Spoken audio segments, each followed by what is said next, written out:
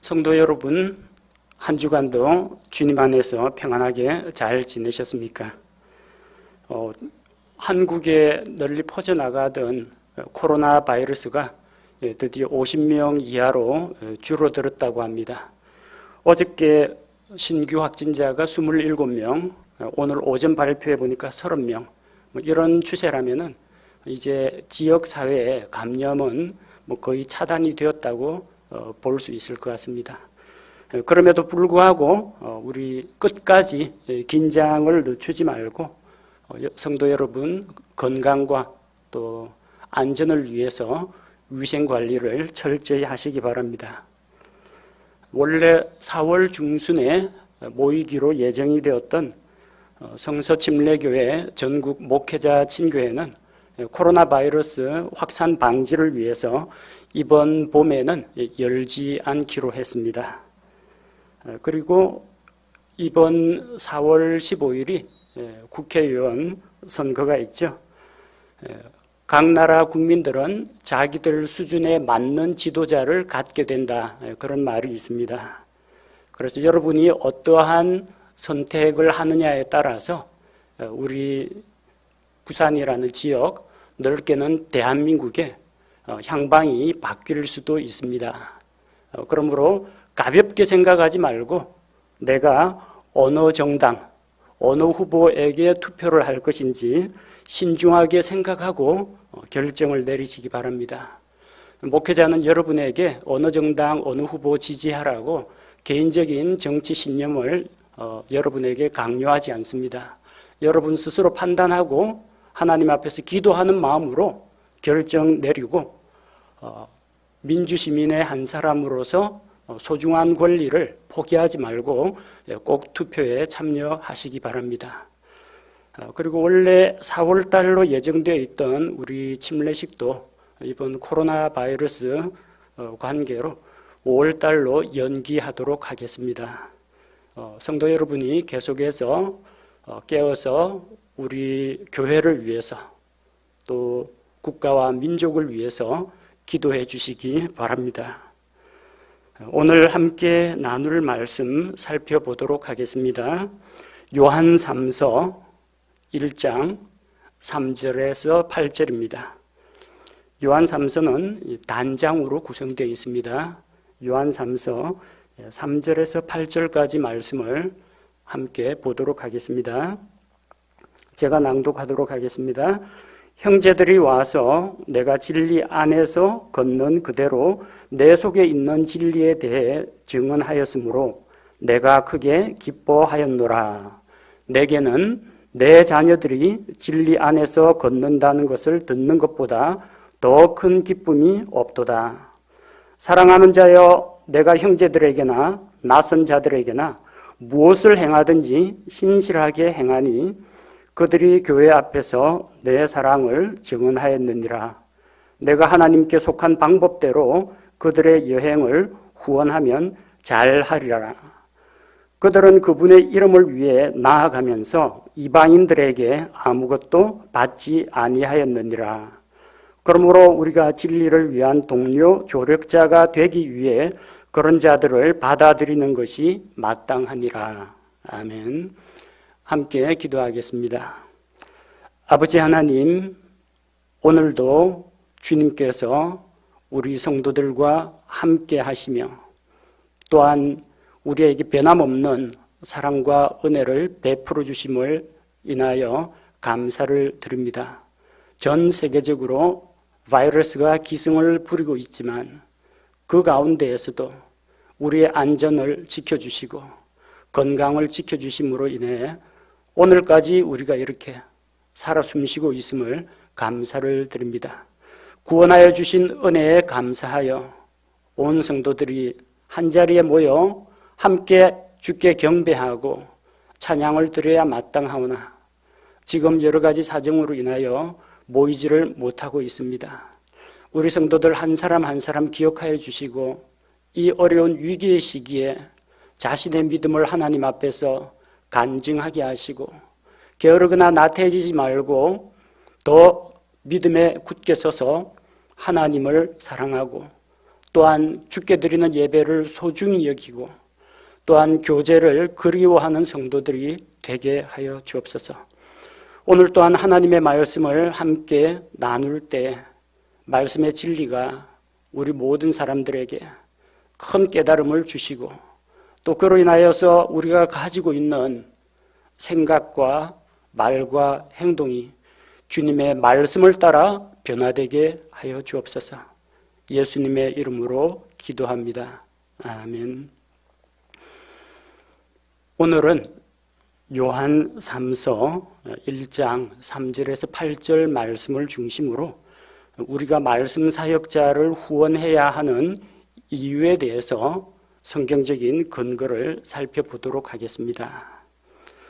1970년대, 80년대에는 한국 교회가 영적으로나 양적으로나 크게 부흥하고 성장하던 시기였습니다.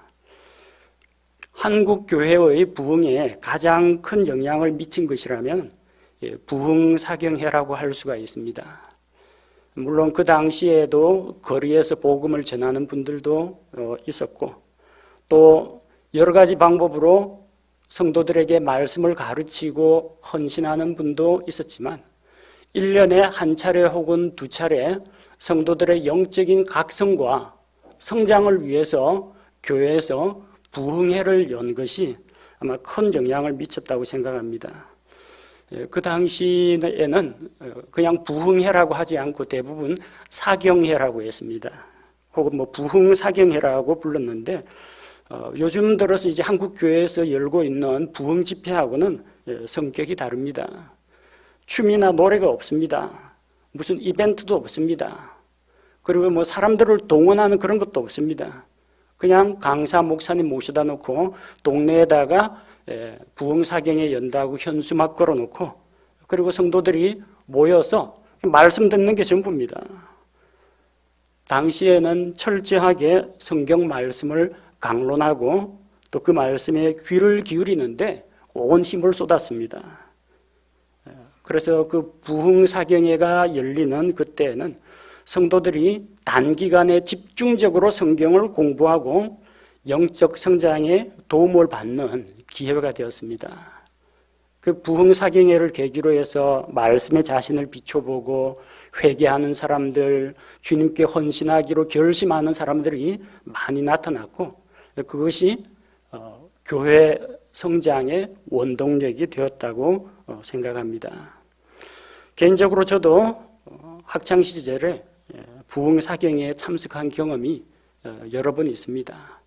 교회에서 여는 부흥사경회는 거의 빠지지 않고 다 참석했고 또 친구네 교회에서 무슨 부흥사경회 연다고 하면 거기까지 쫓아다니곤 했습니다. 통상 월요일에서 수요일까지 사흘 동안 집회를 엽니다. 오전 집회는 제가 학생이라서 참석을 못하고요. 저녁 집회 7시부터 열리는 저녁 집회 참석합니다. 원래 예상 시간은 저녁 7시부터 밤 10시까지로 계획이 되어 있었는데 강사 목사님이 또 이 영적으로 또 뜨거워져 가지고 말씀을 전하면요. 새벽 1시에 마치곤 했습니다. 그런데 아무도 자리를 뜨는 사람이 없어요. 너무나 그 말씀이 좋고 하나님께서 우리에게 주신 은혜가 놀라워서 다들 감격 가운데서 시간 가는 줄 모르고 함께했던 그런 기억이 있습니다. 교회 부흥사경에 강사로 목사님이 오시면요, 그 당시에는 오늘날과 같이 호텔이라든지 이런 시설들이 그리 많지가 않았습니다. 그래서 강사 목사님이 오면은 교회 성도들 가운데 두세 사람이 돌아가면서 자기 가정에 강사를 초대했습니다. 저희 가정에도 좀 와주셨으면 했는데 저희 집안은 불신자 집안이라서 모실 엄두를 내지 못하고 대부분 장로님 가정, 안수 집사님 가정, 그런 가정에서 강사 목사님을 모셨습니다. 그래서 그 부흥회 사경회가 열리는 그 기간 동안에 강사 목사님은 성도 가정에서 먹고 마시고 자고 그 가정의 식구들과 교제하기도 하고 그 가정을 위해서 또 기도하고 그렇게 했습니다. 목사님 올 때 여행 가방을 가지고 옵니다. 그래서 자기 개인 위생용품이라든지 갈아입을 옷이라든지 다 가지고 오는데 강사 목사님을 모시는 가정에서는 꼭 관례적으로 하는 겁니다. 속옷, 양말, 수건, 칫솔을 새 것으로 준비해서 놓습니다. 그냥 그렇게 뭐 비싼 것도 아니고 뭐 양말, 칫솔 해봤자 뭐 얼마나 하겠습니까? 그냥 뭔가 좋은 것을 드리고 싶다라는 그 마음 씀씀이가 그러하다는 겁니다.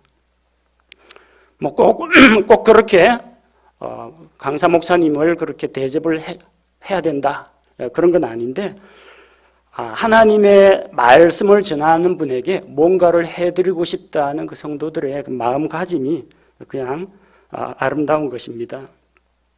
요즘은 시대가 많이 달라졌습니다. 누가 뭐 강사 목사님한테 치약 칫솔 새 걸로 사준다고 해도 별 의미도 없습니다. 왜냐하면은 요즘은 대부분 이 숙박시설이 잘 돼 있어가지고 해외에서 선교사님 오신다, 강사 목사님 오신다 하면은 그런 숙박시설에 모시는 경우가 대부분입니다. 그러나 여전히 아직도 누가 반가운 손님이 멀리서 찾아오면은 가정에 초대해서 또 교제를 나누는 것이 또 참 보기 아름다운 모습이기도 합니다. 강사 목사님이 와서 꼭 대접만 받는 그런 건 아닙니다. 대부분의 교회에서는 강사 목사님 오시면은 이제 강사비 뭐 사례금도 드리고 뭐 선물도 준비하고 하는데 가난한 교회에서는 강사 목사님 한번 모시는 게 참 어렵습니다. 그래도 이제 성도들 영적 성장을 위해서 목사님을 한번 모시면 목사님들 가운데에는 거기서 일체 사례금을 받지 않고 오히려 교회를 위해서 자기 돈 털어가지고 헌금을 하고 가시는 분도 있습니다. 사람들에게 퍼주기 좋아하던 제 장인 어른도 그런 목사님 가운데 한 분이었습니다. 그래서 서로가 서로를 생각하는 마음, 목회자는 자기가 방문한 교회를 생각하고 교회는 말씀을 전하는 그 목사님을 생각하는 그 마음이 아름다운 것이지 강사비 얼마 줬느냐, 무슨 선물을 했느냐, 무슨 비싼 음식을 먹였나 하는 것은 그 중요한 문제가 아니라는 겁니다. 각 가정의 형편에 맞게 대접을 하면 되는 문제고 또 오시는 분도 대접을 받으러 오는 게 아니라 말씀을 전하러 온 본래의 목적에 충실하면 되는 겁니다. 사도 요한 당시에도 바로 이런 사람들이 있었습니다. 지역교회를 담임하지 않고 여기저기 또 돌아다니면서 복음을 전하는 사람들이 있어요. 그런 분들을 가리켜서 복음 전도자라고 부릅니다. 성경에는 에베소서 4장 11절에 기록되어 있습니다. 그분께서 더러는 사도로, 더러는 대언자로, 더러는 복음 전도자로, 더러는 목사 겸 교사로 주셨으니 교회 안에는 그 당시에 사도들, 대언자들이 있었습니다. 예수님께서 직접 임명한 사도들이 있었고 또 성경 기록이 완성되기 전에는 직접 하나님의 말씀을 받아서 성도들에게 그 자리에서 바로 전달하는 대언을 하는 사람들이 있었어요. 그런데 지금은 사도의 시대도 아니고 성경 기록도 이미 완성된 시대이기 때문에 사도나 대언자는 없습니다. 대신에 뭐가 남아있느냐 하면은 복음 전도자가 남아있고 목사가 남아있습니다. 목사는 교회 안에서 성경을 가르치는 교사 역할까지 겸했기 때문에 목사 겸 교사라고 합니다. 복음 전도자 여러분 본 적 있습니까? 뭐 지하철에서 뭐 전도지 가지고 회개하라, 뭐 예수님을 믿어야 구원받습니다 이렇게 하는 그런 복음 전도자들 보신 분 있을 거예요. 그분들 가운데에서는 교회에서 사례를 받는 목사님이나 전도사님도 있습니다. 그런데 순수하게 자기 돈으로 전도지 사가지고 사람들에게 나눠주며 복음 전하는 그런 사람들도 있습니다. 사도 요한 당시에 어떤 무슨 예배당 건물을 가지고 있는 그런 뭐 큰 교회도 없었고요. 대부분 뭐 가정교회입니다. 그리고 또 어떤 체계화되어 있는 어떤 뭐 교회 뭐 재정이 독자적으로 풍족하게 있던 그런 시절도 아니고 선교사를 파송하는 국제적인 기관이 있었던 것도 아닙니다. 그런데 이 복음 전도자나 선교사들을 위해서 후원하는 것은 여전히 필요했다는 겁니다. 당시에는 말씀을 전하러 다니는 복음 전도자들을 교회가 후원했습니다. 그들에게 숙소를 제공하고 식사를 제공했습니다. 또 이 떠돌이 전도자들에게 오가는 교통비, 여행 경비도 부담을 해주었습니다. 뭐 얼마를 줘야 된다 딱 정해진 것도 없습니다. 각 교회에서 자기들의 형편에 맞게 또 상대방에게 부담이 가지 않고 교회도 부담이 가지 않는 그런 수준에서 꼭 필요한 경비는 제공을 해주었습니다. 왜 그렇게 했을까요? 왜 그런 말씀 사역자를 후원해야 했습니까? 오늘 본문에서 그 이유를 한번 살펴보고 오늘 우리 교회 또 우리 성도들 오늘날 이 시대에 한번 이 말씀을 적용해 보고자 합니다. 이 요한 3서는 사도 요한이 가이오라는 사람과 교회 성도들에게 보내는 편지입니다. 보통 요한 3서 가지고 설교하는 분들 가운데 2절 가지고 설교하는 분들이 많아요. 개역성경으로 2절 사랑하는 자여 내 영혼이 잘됨 같이 내가 범사에 잘되고 강건하기를 내가 간구하노라. 이거 순복음교회에서 자주 쓰는 축복의 메시지입니다. 내 영혼이 잘됨 같이 영의 축복, 범사에 잘되고 물질의 축복, 강건하기를 원하노라. 건강의 축복을 받아야 한다. 이런 식으로 순복음교회에서 가르칩니다. 그런데 이 요한 3서가 기록된 것은 어떤 축복에 대한 약속을 전하기 위해서 기록된 말씀이 아닙니다. 우리 본문 말씀 2절 다시 읽어볼게요.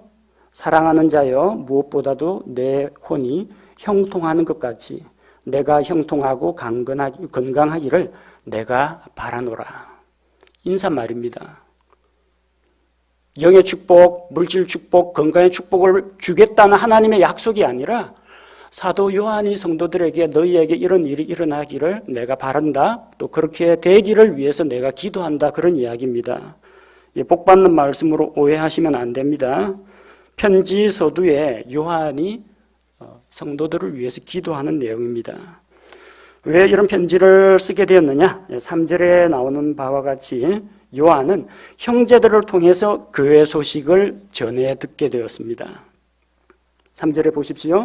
형제들이 누구한테 왔어요? 사도 요한에게 와서 사도 요한을 찾아와서 가이오네 집에 모이는 교회가 이러합니다. 가이오가 영적으로 건강하게 잘 삽니다.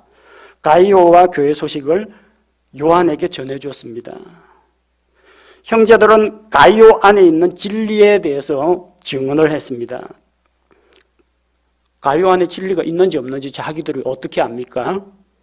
가이오가 삶으로 보여주었기 때문에 압니다.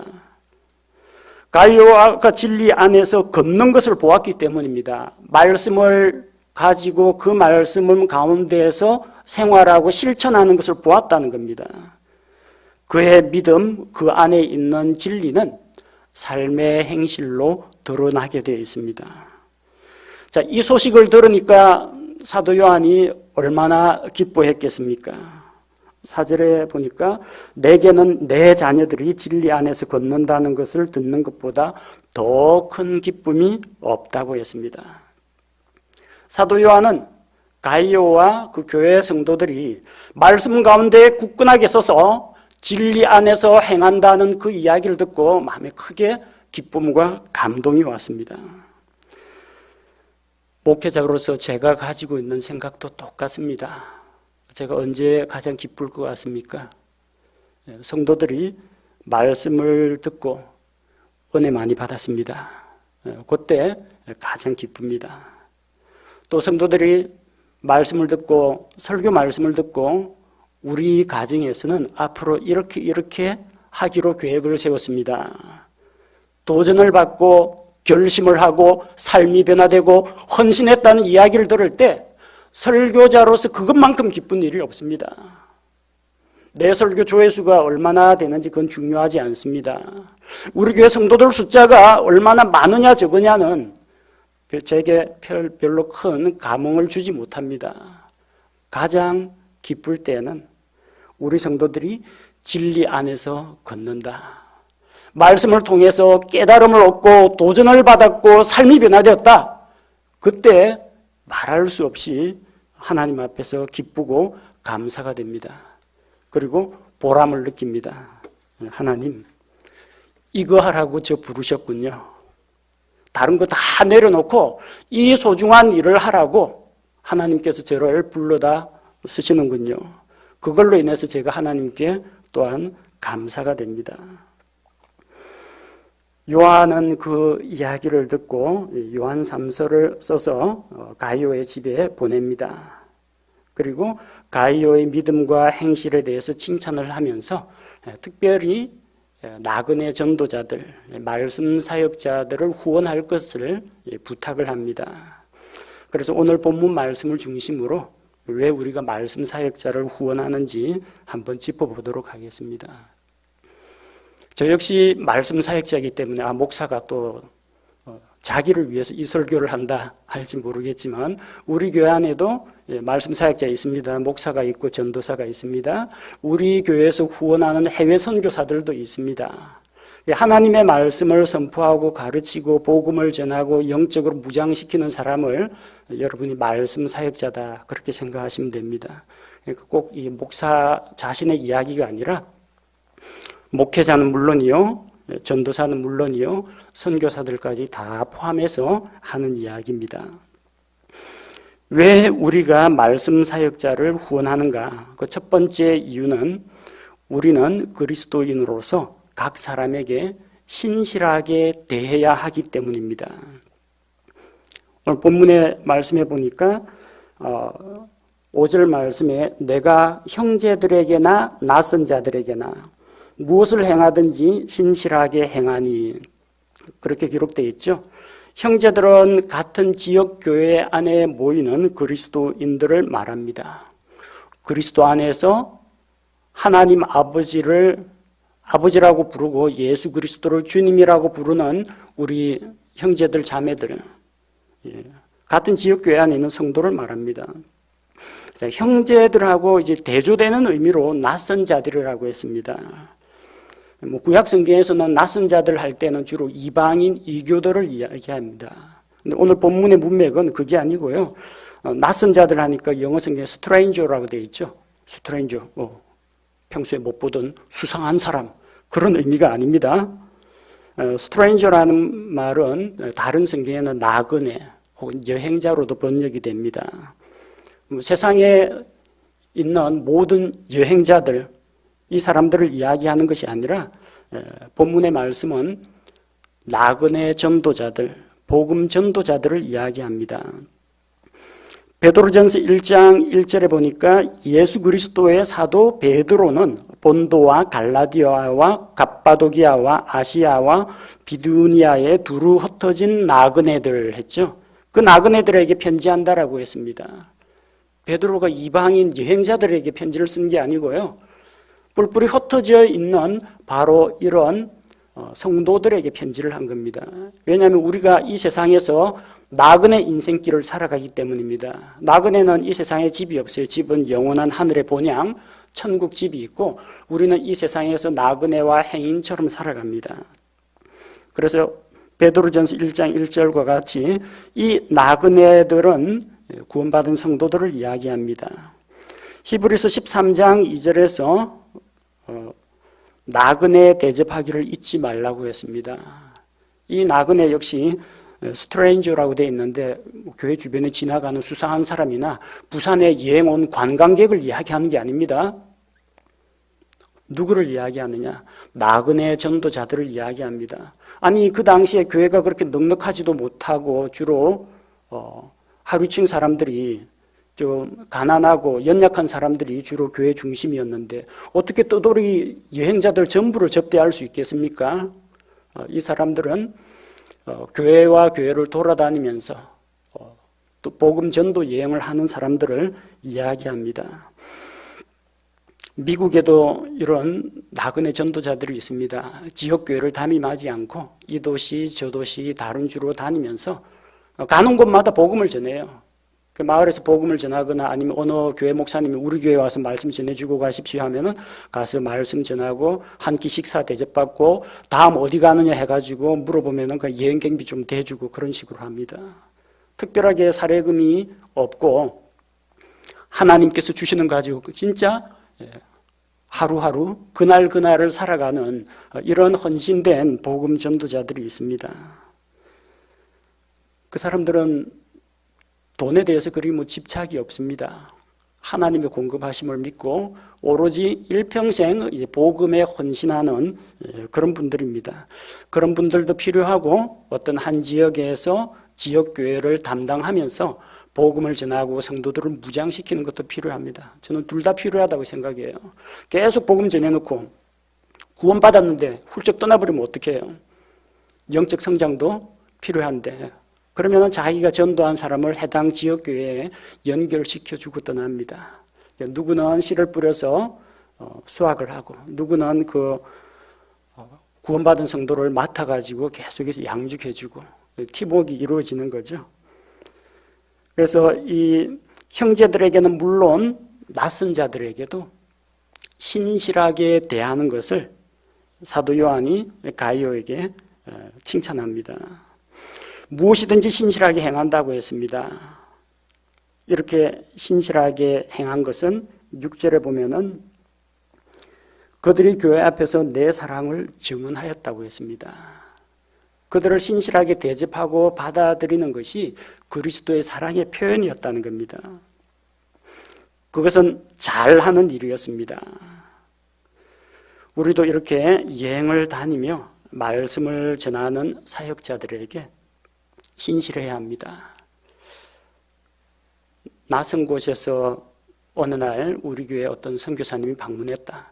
우리와 어떤 선교 후원 약속을 맺은 그런 분일 수도 있고 아니면 그냥 어떤 일이 계기가 되어갖고 우리 교회를 방문한 분도 있을 겁니다. 우리한테는 낯선 자입니다. 왜? 우리 교회 성도가 아니니까. 근데 와가지고 선교 사역 보고도 하고 비록 우리가 후원한 선교사님은 아니지만 와서 기도 제목도 부탁하고 선교에 동참해달라고 이야기하는데 모른 척 할 수 없죠. 우리가 우리 교회 성도들만 형제들에게만 신실할 게 아니라 그런 나그네 된 분들에게도 신실한 모습을 보여주는 것이 필요합니다. 그게 우리가 말씀 사역자들을 후원하는 이유입니다. 자, 두 번째, 왜 우리가 말씀 사역자를 후원하느냐? 후원은 사랑이기 때문입니다. 우리가 그들에게 사랑을 표현하는 것이기 때문입니다. 6절에 그들이 교회 앞에서 내 사랑을 증언하였느니라. 사도 요한을 방문한 형제들과 나그네들은 교회에서 가이오의 사랑을 증언했습니다. 갔는데 성도들이 그리스도 안에 있는 한 형제라고 얼굴도 보지 못했는데 내가 그 교회 성도도 아닌데 숙소도 제공해주고 밥도 주고 이런 친절을 베풀어 주었습니다.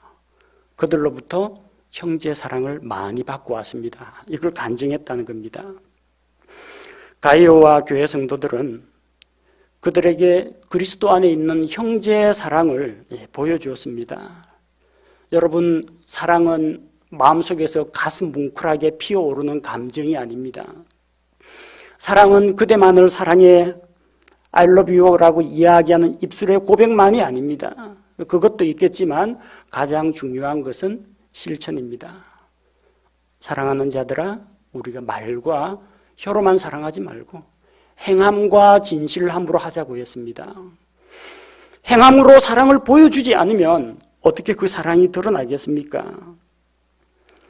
교회 성도들의 사랑의 표현은 바로 그런 말씀 사역자들을 받아들이고 교제를 나누고 그들의 사역을 후원하는 것으로 나타났습니다.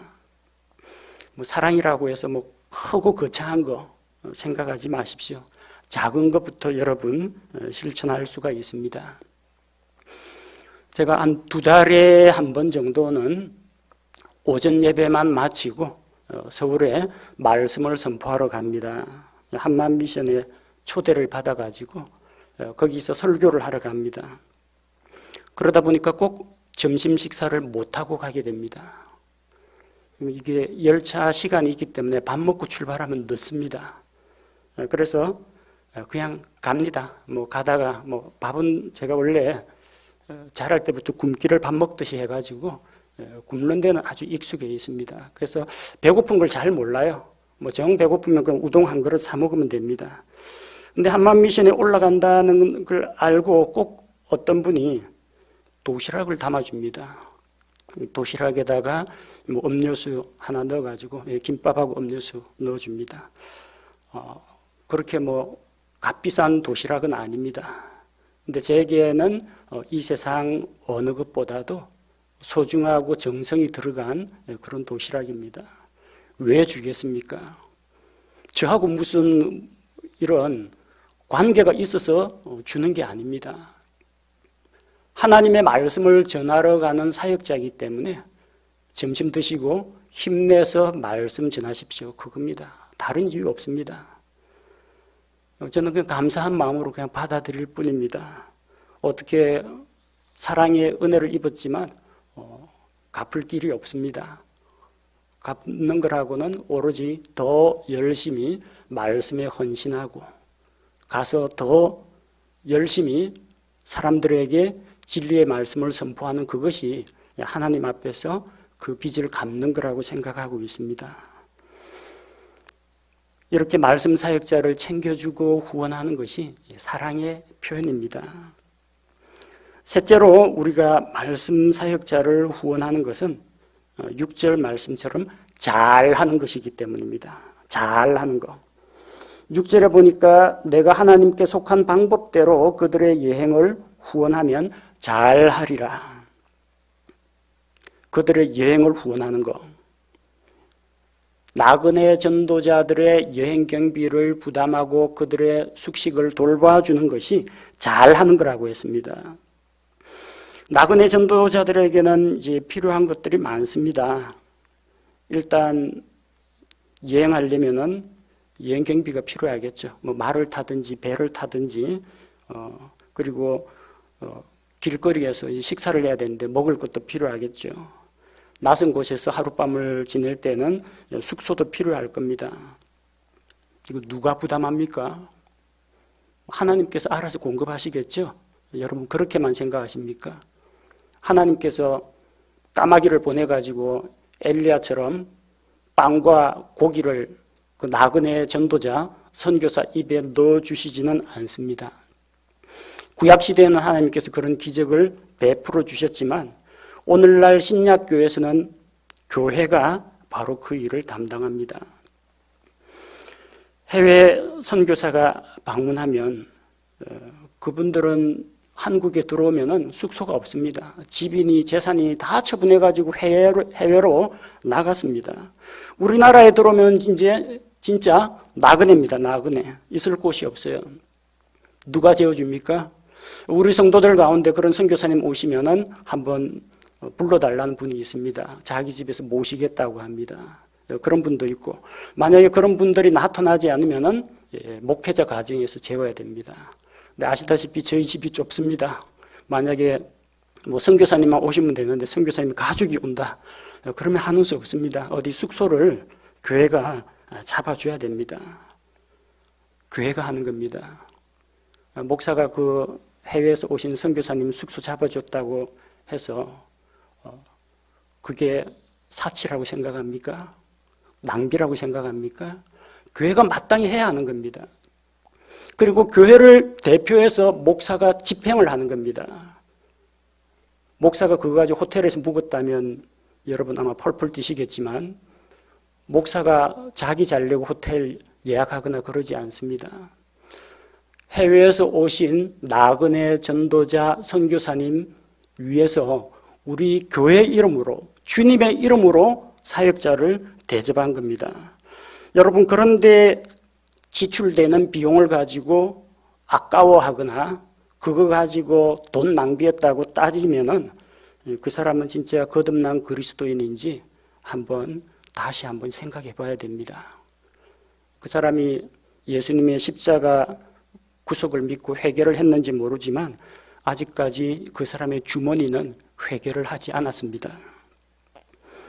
성경은 이렇게 교회가 그들을 후원하는 것이 사치요 낭비라고 하지 않고 잘하는 것이라고 합니다. 여러분, 성경에 잘하였다는 말이 몇 번 나온지 아십니까? 한번 세어보십시오. 5개 나옵니다. 5번 나옵니다. 다윗이 하나님의 성전을 건축하기로 결심했습니다. 그래서 주님께서 이러한 마음을 내가 품었으니 잘하였다고 합니다. 마태복음 25장에서 주인이 맡긴 달란트를 가지고 갑절로 장사하고 일해가지고 달란트를 갑절로 남기니까 주인이 잘하였다 칭찬합니다. 누가복음 19장에서 주인이 10명의 종에게 1문화씩을 맡겼는데 돌아와서 1문화로 10문화를 10문화를 벌었습니다. 1문화로 5문화를 벌었습니다 하니까 주인이 잘하였도다 선하고 신실한 종아, 그렇게 이야기합니다. 베드로가 복음을 전하기 위해서 고넬료의 집을 방문했더니 고넬료가 내가 천사를 통해서 하나님의 말씀을 듣고 당신을 모셔서 주님의 말씀을, 생명의 말씀을 듣고자 초청했는데 여기 오셨으니 잘하셨습니다. 잘했다라고 합니다. 빌립보서 4장에서 빌립보 성도들이 바울의 선교 사역을 위해서 후원금을 보냈습니다. 잘하였다고 합니다. 여러분, 성경에서 잘하였다는 이야기가 그렇게 많이 나오지 않습니다. 누가 왕이 되었다, 누가 사업을 해서 돈을 벌었다, 그까지 잘하였다고 하지 않습니다. 다 뭡니까? 하나님을 위하여, 하나님의 사역을 위하여, 주님의 영광을 위하여, 사람들의 구원을 위하여, 복음을 위하여 일할 때 잘하였다라는 칭찬이 주님의 입에서 나옵니다. 여러분, 마지막 날 주님 앞에 서게 될 것입니다. 구원 안 받은 사람은 빠지고 구원 받은 사람만 그리스도의 심판석에서 서게 될 겁니다. 그때 주님 앞에서 무슨 말 듣기 원합니까? 내가 너에게 맡긴 시간과 재물과 건강과 능력과 지혜 다 어디다 썼느냐? 주님께서 물으실 때 뭐라고 답변하시겠습니까? 내 한 몸 건강하게 잘 먹고 잘 살다 왔습니다. 우리 가족들 땅에서 큰 아파트 사고 자동차 사고 부유하게 살다 왔습니다. 그거 이야기하시겠습니까? 하나님 앞에서 기억되고 하나님 앞에서 칭찬받는 일, 주님께서 잘하였다 칭찬하실 일에 여러분이 투자하시기 바랍니다. 오늘 성경의 본문은 하나님께 속한 방법대로 그들을 후원하면은 잘하는 것이라고 했습니다. 잘하는 성도들이 되십시오. 잘하는 사람을 비웃거나 조롱하거나 비판하는 사람이 되지 말고 자기 스스로 잘하고 잘하는 사람을 도와주고 격려하는 그리스도인이 되시기 바랍니다. 네 번째, 우리가 왜 말씀 사역자를 후원해야 합니까? 7절에 나오는 것처럼 그들은 그분의 이름을 위해서 나아가기 때문입니다. 주님의 이름을 위해서 나아갑니다.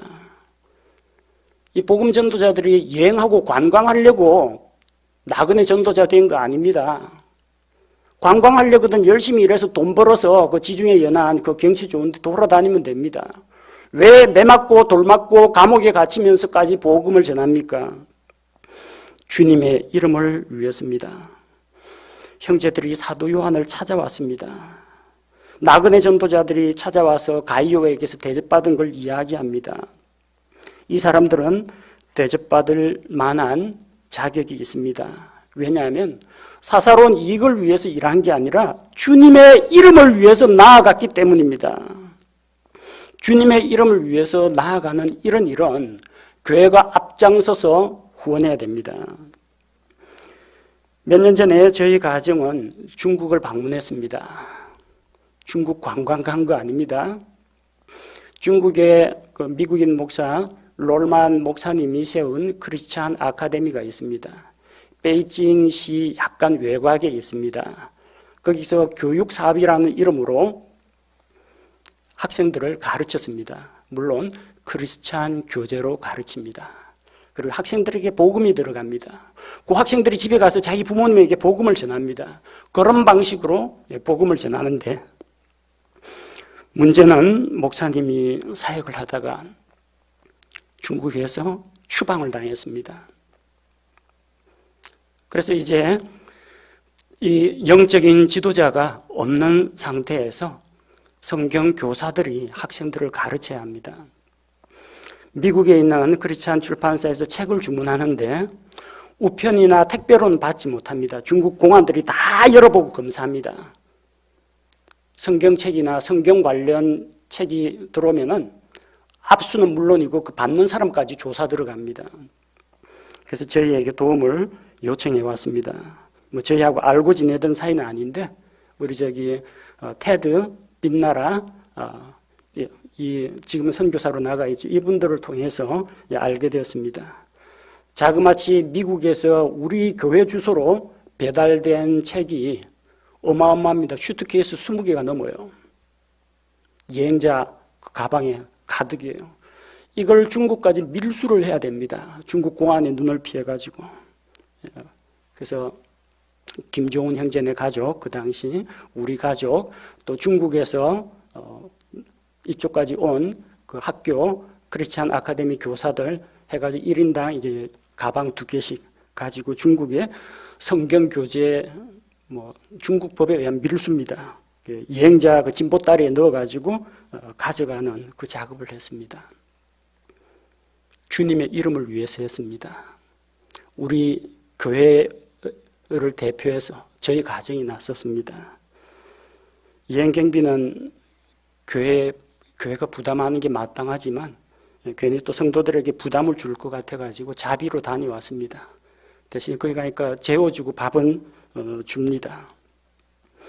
목사가 외국에 해외 관광을 가는 것도 아니고 주님의 이름으로 복음을 위해서 그 나라를 방문한다면요, 여러분 그 비용은 교회가 후원하는 것이 마땅한 것입니다. 목사가 우리 지역교회 이 교회 안만 돌아보는 게 아니라 다른 지역으로 갈 때가 있습니다. 전국 친교회를 위해서, 영남 지역 친교회를 위해서 타 도시로도 나갑니다. 복음을 전하기 위해서, 말씀을 선포하기 위해서 서울도 갑니다. 포항도 갑니다. 창원, 김해, 양산도 방문합니다. 우리 교회 성도들이 멀리 떨어져 있다 보니까 이거 한번 다니려면요, 비용이 좀 많이 나옵니다. 차가 필요하고 기름을 넣어야 차가 움직입니다. 성도들 경조사가 있으면 부산 지역은 물론이거니와 어디 상을 당했다, 서울이건 대구건 또 전라도 지역이건 주님의 이름으로 교회를 대표해서 목사가 가야 됩니다. 누가 가겠어요? 목사가 갑니다. 그러다 보면은 여행 경비가 나옵니다. 우리 교회 차량을 운행을 해야 되지 않습니까? 단순히 우리 사택에서 교회까지 걸어오는 거면 살살 걸어와도 됩니다. 그러나 신방을 가야 하고 성경 공부 인도하러 가야 되고 회의에 참석해야 되고 비용이 들죠? 여러분 해외 관광이나 목사 꽃놀이 가는 거 여러분한테 돈 내라고 하지 않습니다. 그러나 목회 사역을 위해서 목회자가 차량을 운행하고 기름을 넣어야 되는데 그거 가지고 여러분 시비 거시면 안 됩니다. 왜 이렇게 차를 자주 쓰느냐, 왜 기름값이 많이 나오느냐. 여러분 그런 사람은 주님 앞에 인색한 사람입니다. 그런 사람은 나중에 그리스도의 심판석에서 주님으로부터 인색하게 취급을 당할 것입니다. 왜 목사가 말씀을 선포하러 갑니까? 자기 교회만 지키고 있을 것이지. 혹시 그런 생각하는 분이 있습니까? 왜 목사가 가야 됩니까? 주님께서 가라고 하셔서 갑니다.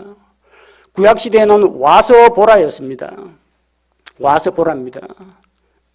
어떤 사람의 말처럼 목사는 여기 가만히 교회에 있고 사람들이 우리 교회에 와서 말씀을 들어야 한다. 그겁니다. 구약시대 이스라엘은 예루살렘 성전을 지어놓고 하나님의 율법과 제사가 있고 제사장이 있습니다. 세계 각국에서 솔로몬의 명성을 듣고 나와서 지혜의 말씀을 듣고 하나님께 경배하고 돌아가곤 했습니다. 구약시대에는 그랬습니다. 신약시대에는 그렇지 않습니다.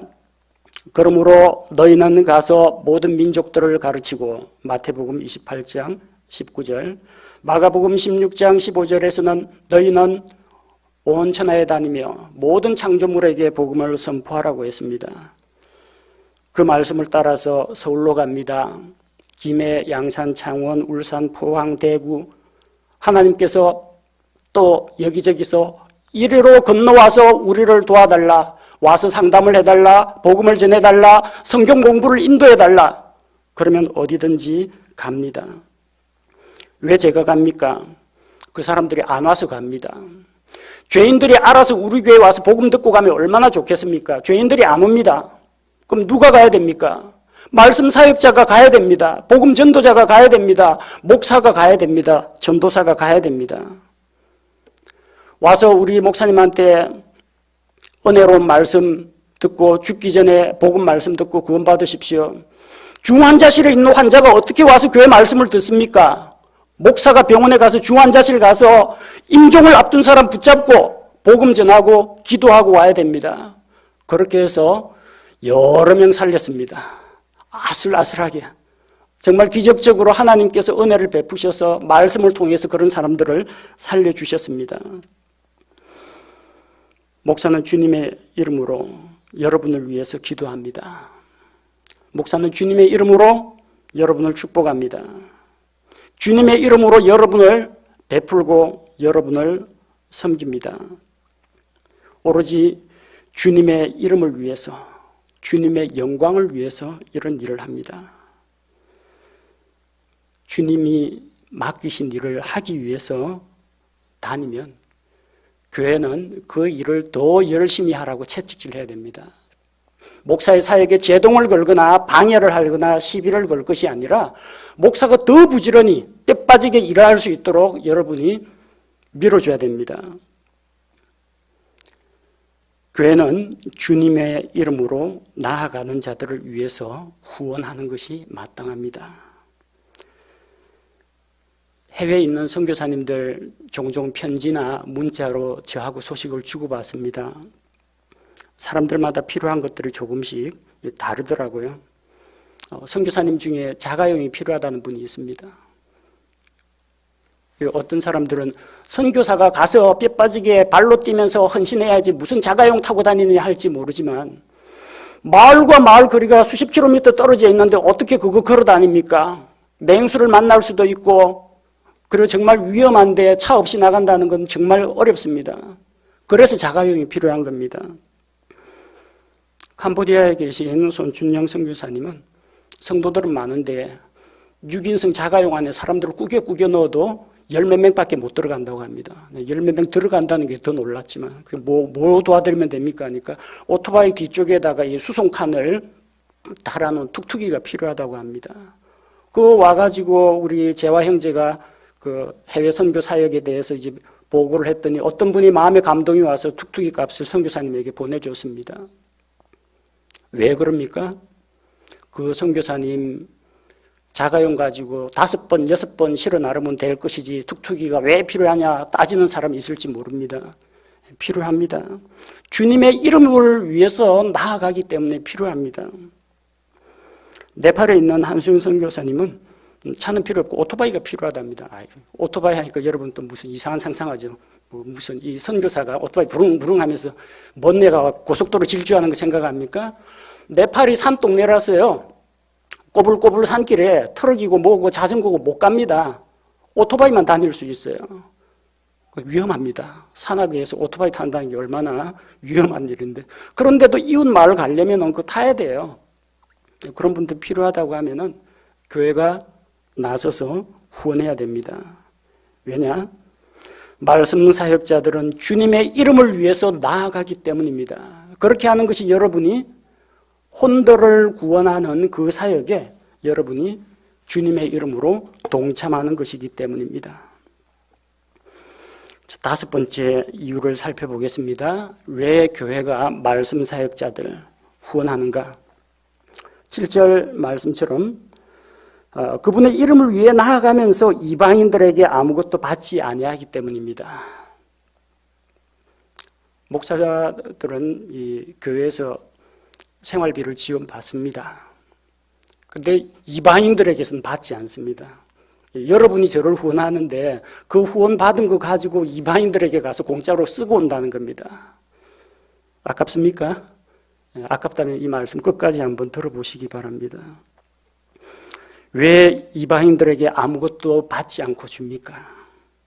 거저 받았기 때문입니다.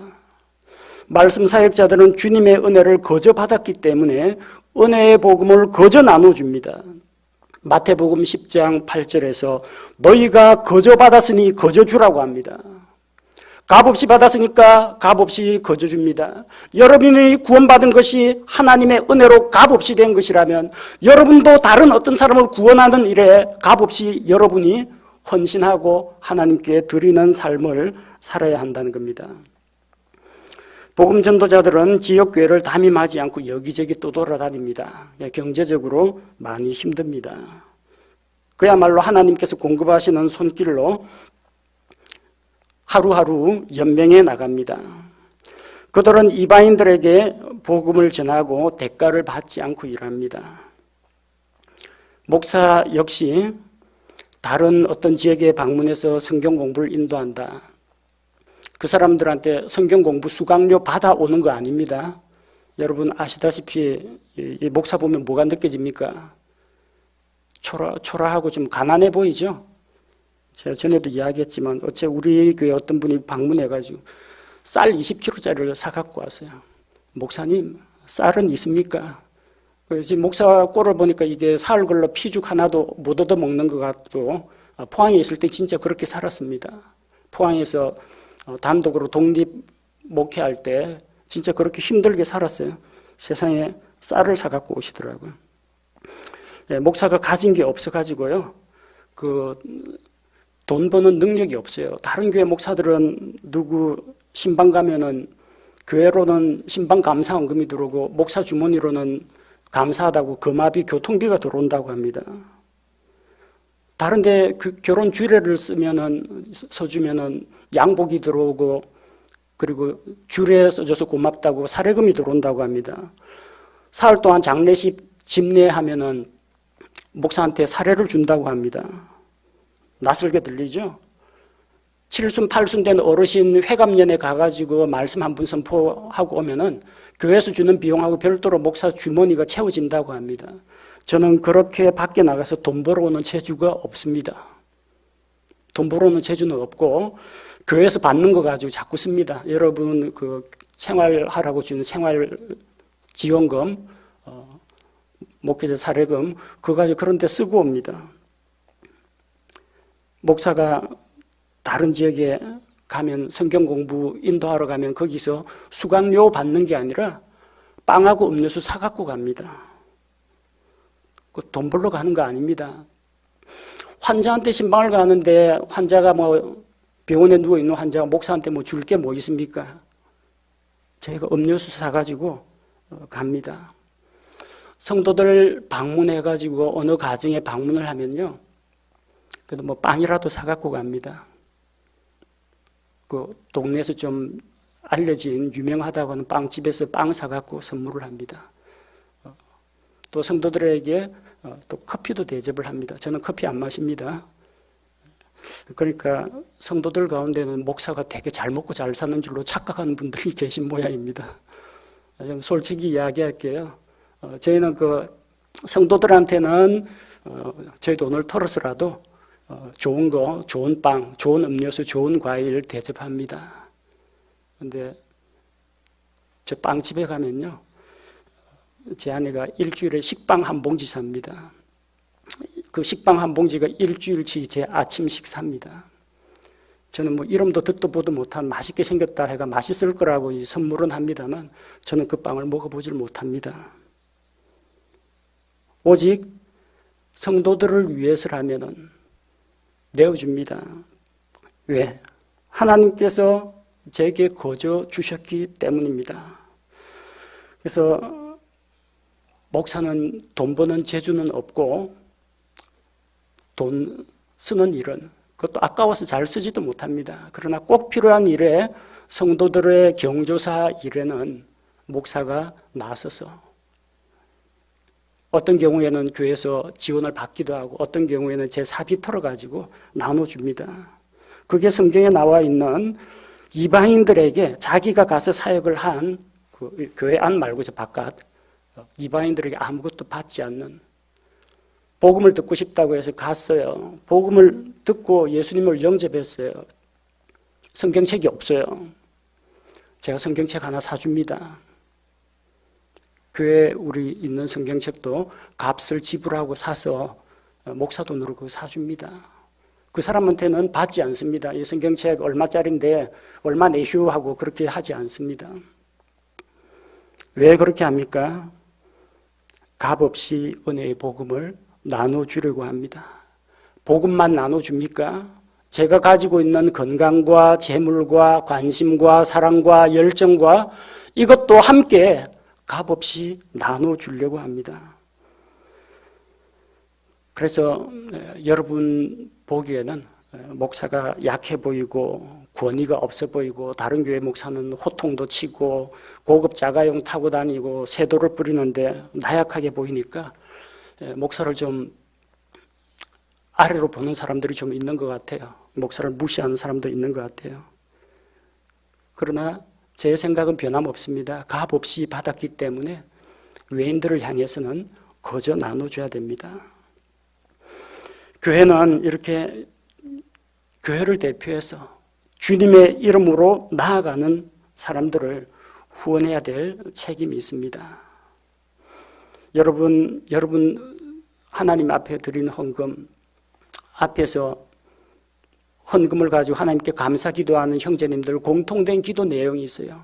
이 헌금이 사용되는 곳마다 예수 그리스도의 복음이 전파되고 하나님의 영광이 드러나게 되기를 원합니다. 기도하고 여러분 다 아멘 했습니다. 그러면 그 돈이 이렇게 복음 전도하는 일에 다른 성도들을 섬기는 일에 하나님의 왕국을 확장하는 일에 사용되면 여러분이 박수치며 좋아해야 됩니다. 여러분 교회는 바로 그런 일을 하라고 있는 것이고 바로 그 일을 위해서 목사가 세움을 받은 것입니다.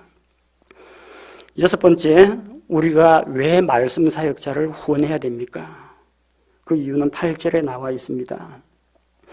그러므로 우리가 진리를 위한 동료 조력자가 되기 위해 그런 자들을 누구를 나그네 전도자들을 받아들이는 것이 마땅하다고 했습니다. 우리가 그들의 동료 조력자가 되기 위해서 그 일을 한다고 했습니다. 전도사, 집사들만 동료 조력자가 아닙니다. 진리의 사역에 협조하는 자는 다 동료 조력자입니다. 우리가 해외에서 오신 선교사님, 그분의 선교 사역을 듣고 선교 후원 약정을 맺습니다. 그러면서 뭐라고 이야기합니까? 우리는 어느 지역에 가 있는 아무개 선교사님의 영적 동반자, 조력자, 동력자입니다 하고 선포합니다. 동력자면은 일하는 몫이 있어야 되겠죠. 밖에 나가서 말씀을 들고 뛰어다니면서 각 지역에서 말씀을 선포하고 신방을 하고 또 낯선 이방인들에게 복음을 전하는 그 일을 밖에서 뛰는 사역자들이 있고 안쪽에서 그 일을 위해서 기도하고 구원하고 관심 있게 지켜보고 격려해주는 성도들이 있겠죠. 다 함께 조력자입니다. 여러분 목회 목사가 하는 거 아닙니다. 목사 혼자 하는 게 아닙니다. 우리 성도들이 힘을 합쳐가지고 이 일을 하고 있는 겁니다. 제가 그 가운데에서 주역을 맡고 있지만 여러분이 이 일에 함께 동력을 해야 됩니다. 해외 선교사가 유능한 선교사가 나가서 말씀만 선포하면 막 수백 명, 수천 명이 돌아오는 그런 기적, 그 뒤에는 성도들의 기도와 물질적인 후원이 있다는 것을 잊지 마시기 바랍니다. 여러분 목사와 동력하기를 원하십니까? 해외 선교사님들과 동료 조력자가 되길 원하십니까? 그러면은 그분들을 위해서 기도해 주십시오. 또 그분들의 삶을 돌아보고 관심을 가지고 그들의 건강도 보살펴주고 안부도 물어봐주고 말씀도 함께 나누고 위로해주고 용기를 북돋아 주십시오. 그게 여러분들이 그리스도 안에서 동료 조력자, 동력자가 되는 길입니다. 그렇게 말씀 사역자를 후원할 때 나타나는 삶의 열매가 있습니다. 하나님께서는 우리 삶의 열매를 통해서 영광을 받으십니다. 어떤 열매를 맺습니까? 첫 번째는 말씀 사역자가 유익을 얻습니다. 말씀 사역자가 복음을 전하고 말씀을 가르치는 일에 전념할 수 있게 됩니다. 성도들이 목회자를 위해서 지원을 해주지 않으면 목사는 활동을 못합니다. 조용히 집에서 혼자서 성경 연구하고 밥 먹고 교회 와가지고 말씀 가르치고 그게 전부입니다.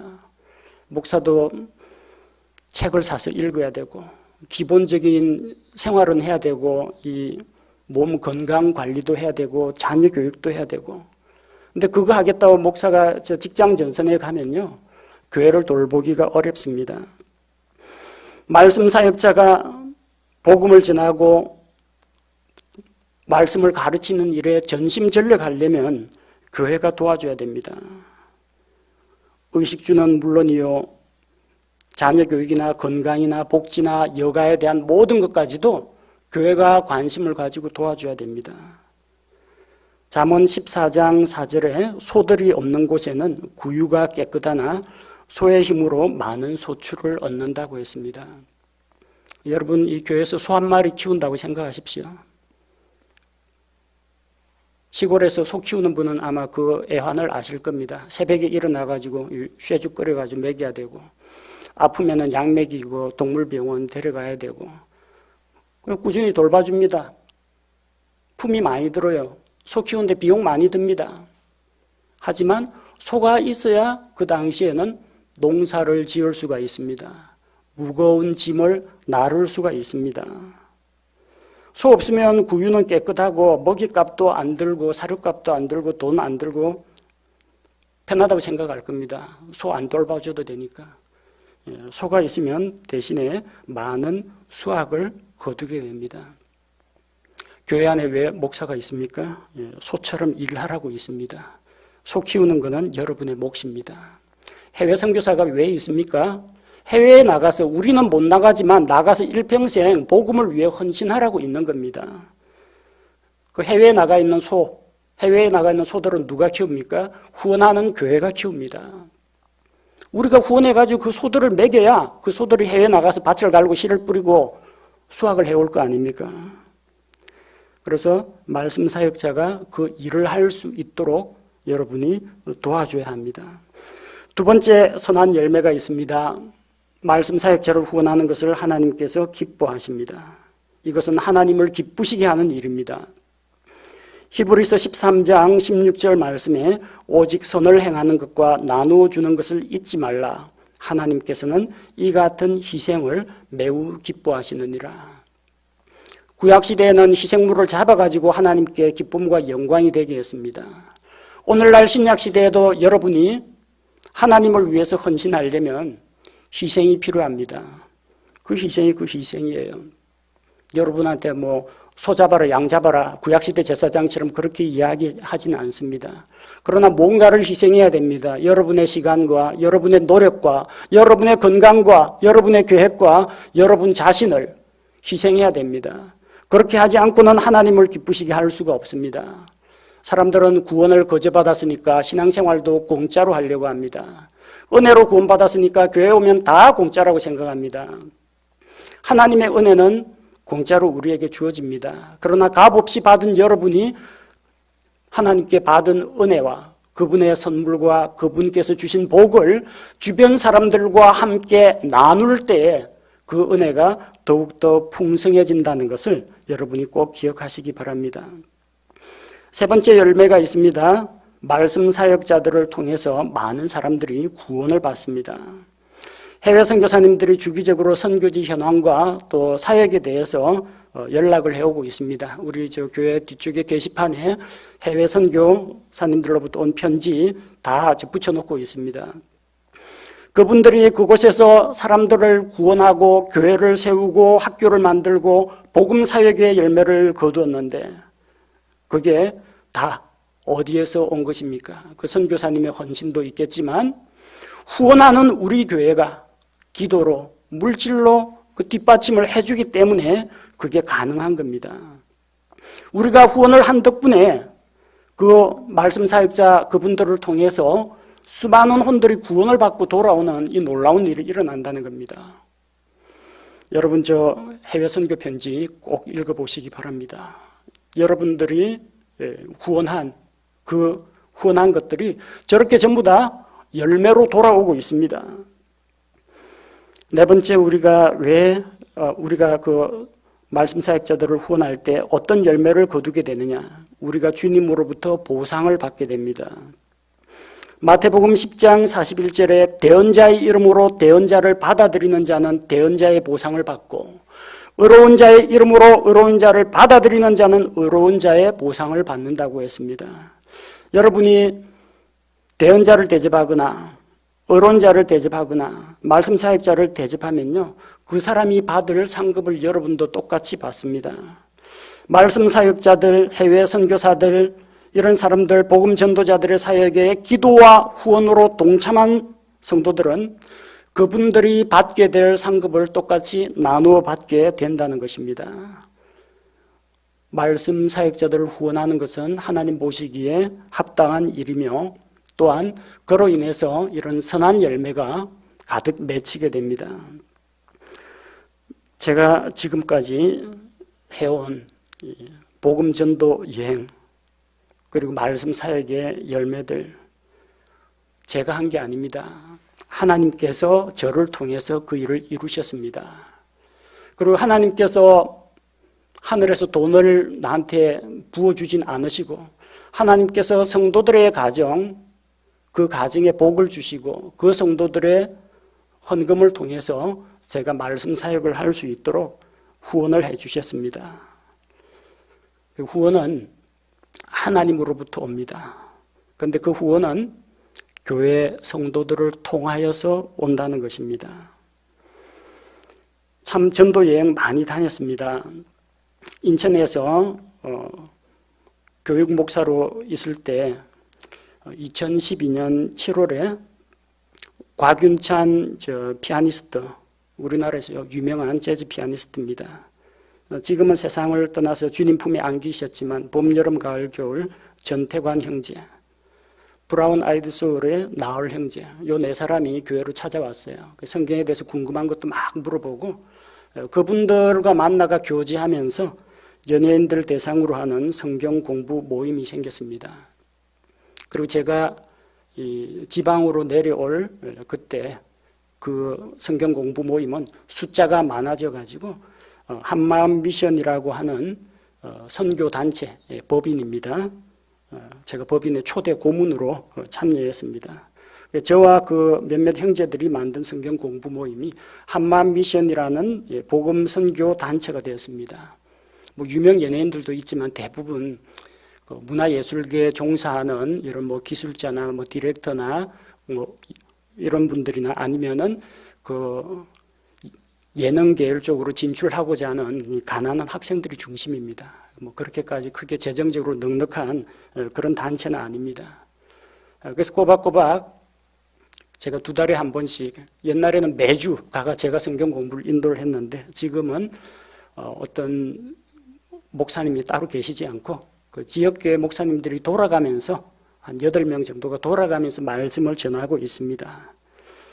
그래서 어쨌든 그분들을 통해서 선한 열매가 주변에 있는 사람들에게 퍼져나갑니다. 그 참석한 사람들이 자기 또 동료라든지 아는 사람을 데리고 와가지고 복음을 듣게 하고 또 제가 구원 상담도 해주고 가서 신앙적인 조언도 주고 옵니다. 교회가 후원해줘서 그게 가능한 겁니다. 교회가 그래도 교통비를 지급해 주니까 제가 운전해 갖고는 거기까지 제 시간에 도착할 자신이 없어요. 열차비라도 지원해 주니까 거기 갈 수 있는 겁니다. 제가 인천에서 사역할 때 또 안산 지역에서 구원파에서 탈출해서 나오신 분들이 있었습니다. 약 20명 정도가 저하고 성경 공부를 같이 했습니다. 그분들에게 이제 바른 구원 교리를 가르치고 정착하도록 도와주었습니다. 하나님께서는 아마 이걸 기억하고 계시리라고 생각합니다. 인천에 있을 때 한 달에 한 번씩 포항에 내려와서 성경 공부를 인도했습니다. 버스 타고 그 6시간, 7시간 걸리는 그 길을 와가지고 포항에서 서너 명 붙잡아 놓고 성경 공부를 했습니다. 어떤 때는 거의 새벽 3시, 4시까지 성경 가지고 말씀을 나누고 그렇게 함께 하기도 했습니다. 그리고 제가 1년 뒤에는 포항에 내려가서 개척교회를 시작했습니다. 바로 성경 공부 모임을 하던 그 사람들하고 같이 제가 부산에 있는 우리 교회 성도들의 요청으로 이 교회에 정착한 이후로는 지금 포항에서 우리 김혜용 목사님이 포항 은혜 침례교회를 잘 이끌고 있습니다. 하나님께서 하셨습니다. 저를 통해서 저를 사용하셔서 성도들의 후원을 통하여 그 일을 이루셨습니다. 2013년에는 제가 포항에 있을 때 대구로 성경 공부를 다녔습니다. 금요일마다 그 대구 지역에 있는 사람들을 대상으로 성경 공부를 인도했습니다. 몇 개월 뒤에 자기들끼리 아침교회, 아름다운 침례교회, 우리끼리는 아침교회라고 불렀습니다. 교회를 만들어서 독립을 했습니다. 그때는 후원 받는 게 없었습니다. 포항에 내려와가지고 저나 아내나 대학에서 강의 뛰면서 우리가 벌어가지고 헌금 들어오는 것도 거의 없고 교회에서 사례금도 받지 못했습니다. 진짜 그날을 살면서 궁핍한 생활을 하면서 그런 말씀 사역을 했는데 지난번 아까 말씀드린 것처럼 쌀 사갖고 오시는 분도 계시고 또 여기저기서 또 선교 헌금을 보내주신 분도 또 계십니다. 포항에 내려와서 그렇게 힘든 와중에 포항을 중심으로 해서 대구만 간 게 아니라 2013년에 금요일에는 대구 가고 목요일은 부산에 와서 성경 공부 모임을 인도했습니다. 그 성경 공부 모임이 또 커졌고 그걸 계기로 해서 제가 이 교회에 또 오게 되었습니다. 그래서 열매가 무엇입니까? 이 부산 제일성서 침례교회가 영적으로 굳건하게 세워지고 교회를 통해서 많은 성도들이 복음의 말씀을 통해서 구원을 받고 진리의 말씀을 통해서 성장하는 선한 열매가 나타나게 되었습니다. 제가 온 뒤로 여러분들이 또 말씀 사역자인 목사를 위해서 여러모로 후원해 주신 것에 대해서 감사드리고 있습니다. 일단 기본 생활이 되니까 다른 지역으로 말씀을 전하러도 가고 또 환자들 병원 전도도 다니고 신방도 다니고 꼭 우리 교회 사람은 아니지만 저기서 어디 다른 지역에서 호주에서 미국에서 한국에 있는 자기 가족을 좀 만나달라고 하는 사람들이 많이 있어요. 또 각처에서 전화가 걸려옵니다. 여기 대전인데 와가지고 한번 누구한테 복음을 전해달라. 포항인데 이분들 꼭 복음이 필요한 사람인데 직접 와서 말씀을 전해달라 요청을 많이 받습니다. 아니 여러분 다른 지역에는 교회가 없습니까? 목사가 없습니까? 근데 저한테 연락이 와요. 연락이 오면 또 안 갈 수는 없습니다. 목사가 바로 그런 일로 열심히 활동하고 돌아다니면 여러분은 더 열심히 달릴 수 있도록 달리는 말에 채찍질 한다고 하죠. 더 잘 달릴 수 있도록 격려해 주시고 채찍질 해 주셔야 됩니다. 그 이외에도 복음이 필요한 가정, 병원, 장례식장 여러 곳 참 많이 다녔습니다. 어쨌든 사람들이 복음을 통해 구원을 받는 것이 하나님 앞에 큰 기쁨이 되고 목회자에게도 큰 기쁨이 됩니다. 사람들이 바른 진리를 알고 또 변화받는 것이 하나님 앞에 참 감사한 일입니다. 여러분 오늘 이 말씀을 듣고 오해하지 마십시오. 제목만 보고 오늘 설교 제목이 말씀 사역자를 후원해야 하는 이유, 목사가 돈 달라는 이야기 아니냐, 그런 의미가 아닙니다. 돈이 전부가 아닙니다. 여러분, 저는 후원이 필요합니다. 여러분의 기도가 필요합니다. 여러분의 헌신이 필요합니다. 여러분이 함께 동력하는 것이 필요합니다. 여러분이 목사를 위해서, 해외 선교사를 위해서 헌신할 때 그것이 곧 하나님의 왕국을 위하여서, 우리 주님을 위해서 헌신하는 것입니다. 우리 교회 성도들이 목회자나 해외 선교사나 또 우리와 직접적인 연관이 없는 어떤 복음 전도자들을 위해서 대접하고 후원하는 일에 여러분 인색해져서는 안 됩니다. 사람들을 살리고 사람들에게 진리의 말씀을 전하는 이 일에 소 키우는 비용이 든다고 아까워하거나 또 그런 일을 한다고 교회 돈 쓴다고 비난해서는 안 됩니다. 성경은 이것이 마땅한 일이라고 합니다. 하나님께서 기뻐하시는 일이라고 합니다. 우리가 하늘의 상급을 받는 일이라고 합니다. 저뿐만 아니라 우리 온 성도들이 주님을 위해서, 복음을 위해서 헌신하고 또 이렇게 말씀과 복음에 헌신된 사람들을 위해서 후원하는 성도들이 되기를 바랍니다. 함께 기도하겠습니다. 아버지 하나님, 오늘 요한 3서 말씀을 통해서 왜 우리가 말씀 사역자를 후원하는지, 또 우리가 그렇게 후원을 할 때 어떤 선한 결과, 열매가 나타나는지 살펴보았습니다. 값없이 우리에게 구원의 선물을 주신 것을 감사를 드립니다. 이제는 우리가 하나님께 받은 것들을 값없이 다른 사람에게 나누어 주기를 원합니다. 인색한 마음, 또 비판하는 마음 품지 말고 하나님 앞에서 넓은 마음을 가지고 복음을 위하여서, 하나님의 왕국을 위하여서, 주님의 영광을 위하여 헌신하는 성도들이 되게 하옵소서.